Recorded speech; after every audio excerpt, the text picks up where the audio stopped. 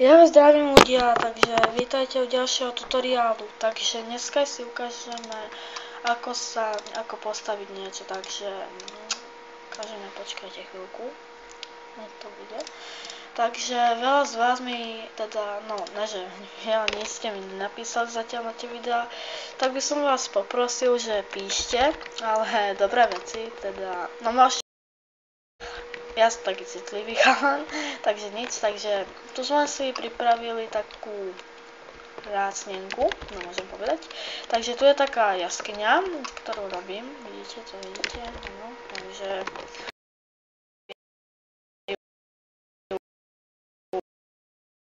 1,4,6. Zbierajte to, lebo vám sa to oplatí, to vám nájde takú cestičku ako keby. No a teraz by som ukázal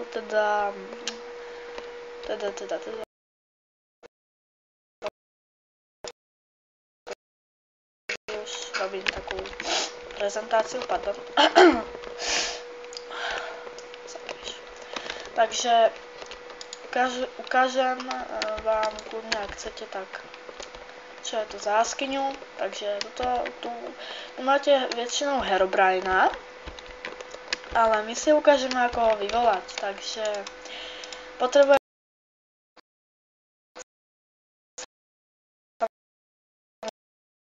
zrejme toto kresadlo, no toto, a ešte na to potrebujete,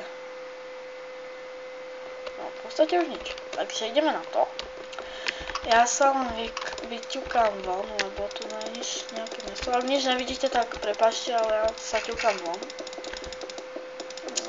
Tak šup. Dobre, takže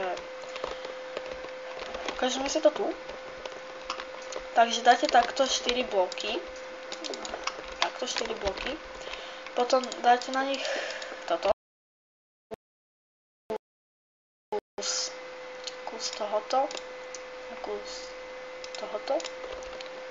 Písek duší, takže dáte najprv toto, potom piesok duší, zapalíte to. Neviem, ale malo by sa to vydariť, lebo väčšinou sa to nevydarí. Malo by to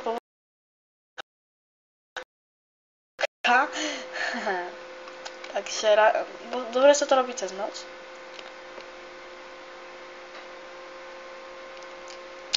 Nie, nejde to. To ma trochu kašle, ale ja zase tak moc. Takže čo by som vám ešte ukázal? Neviem.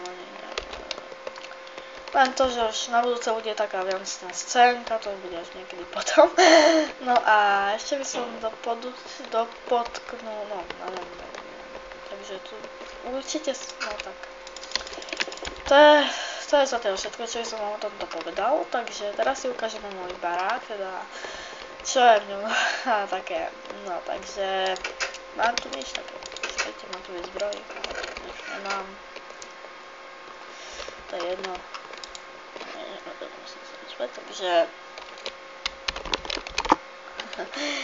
Takže čo som ešte ukázal. No tak to je asi všetko. Majte sa a zatiaľ sa majte.